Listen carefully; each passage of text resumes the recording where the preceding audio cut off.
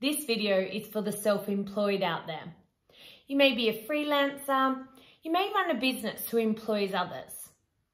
There's a few loopholes when it comes to being self-employed and paying ourselves super. Namely, it not being compulsory to do so.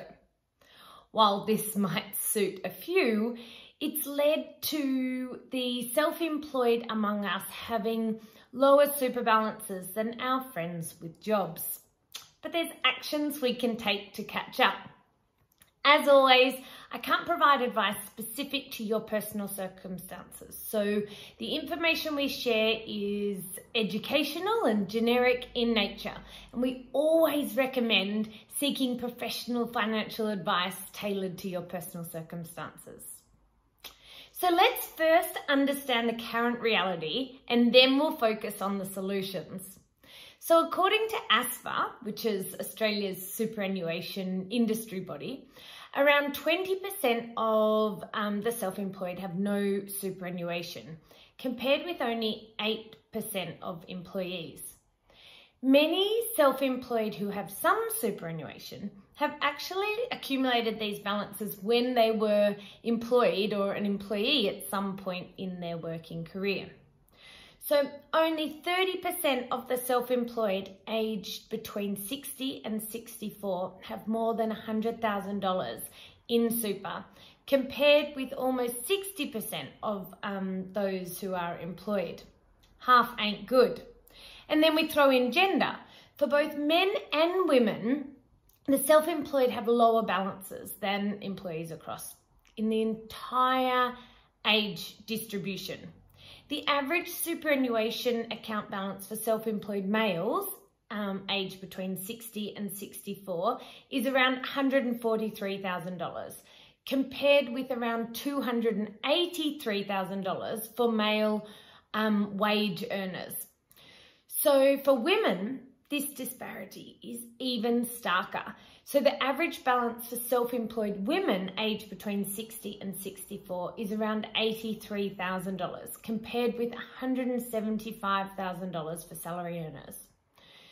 So across all age cohorts, in general, female self-employed have significantly lower superannuation balances.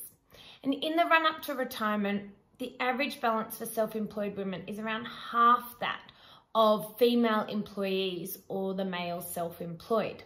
So what can we do about this to catch up and to change this for the generations to come? I have to say, I personally understand. Through my 20s, as I, was all inspired, launching my first couple of businesses, there was no super being paid. But in hindsight, geez, I wish I did. Playing catch up is so much harder. So the message for all young self-employed women, pay yourself super.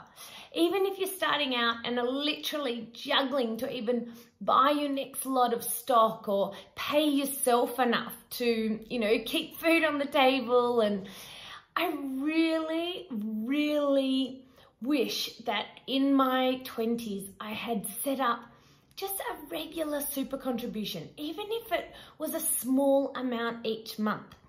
And there's two really vital reasons why this is so important and how this can change our lives. So first of all, it's a habit that we can start be building on as, our business grows.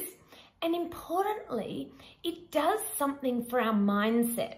So by setting up a regular direct debit into super, we're planning for independence. We're telling ourselves that our future self will be cared for. So please spread the word, start a conversation with all young women who are self-employed. It can literally change someone's life by transforming their future financial picture. And if you're older and thinking, oh, I've missed the boat, you haven't. The best time, the best time to start is now. So how? There are two basic ways of making super contributions. if you're self-employed. So first of all, if you pay yourself a wage, remember to send at least 9.5% of your before tax income to your super fund, just as you would for an employee. The other way is if you pay yourself out of your business revenue, the majority of super funds will either let you set up a regular personal contribution or send across a lump sum when your cash flow allows for it. If you're a Verve's member, it's super simple. So literally you log into your account, from the menu, go to personal contributions and follow the prompts. And you can set the amount, whether it's a one-off payment or whether it's a regular payment, recurring payment. So you would have heard me talk about squirreling before when I talk about saving or debt repayment. I'm a massive fan of setting up these ideally small, regular, automatic direct debits and over time channeling your money to build pots of wealth for the future, whether that be a pot for 5 years time or to a pot to make sure you have choices in retirement. If you have a small regular direct debit set up into a bank account, into super, you hardly miss them. It's more of a risk leaving it to say June each year and then panicking because your accountant suggested you should probably put some money into super, but you're flat out finding that cash. This is me in my 20s. So I know how the reality of people actually saying, yes, pay yourself super, but as a fledgling business, this can be really challenging. So this is the reason why I think that the small squirreling along the way can be much more beneficial and rewarding, because at the end of the year, instead of having that panic, I haven't contributed to super, you can see, I've done that, box ticked. So the best scenario is that you have this small regular direct debit set up. And depending on your business and goals and even on your tax situation, you may then choose to add to your super before each financial year is up, say, especially if you're a low to middle income earner. So if you earn less than around $54,000, that's not your business income, that's your personal income. If you make a personal contribution, you could be eligible for the government super co-contribution. Money for jam, I say. I'll include a link below with the exact thresholds and how this scheme works. But if you think this is you, check it out. It's important to know that sole traders, self-employed business people and contractors are all subject to the same contribution caps as regular employees. So right now, for most people, the contributions cap is $25,000. And for contributions up to this amount, we only pay 15% tax.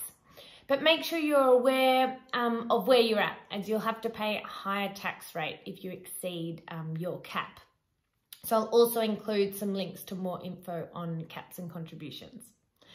So of course, as I said earlier, nothing I can say can be taken as personal advice, as I'm not aware of your personal circumstances. So if you need to you need to consider the amount and regularity of contributions that are right for you. If in doubt, please always seek advice. If you're a Verve member, you have access to free financial advice session from our lovely Alicia. You can find the link to the support squad from our Verve homepage. So happy squirreling. Let's catch up with those wage earners. Your future self will thank you.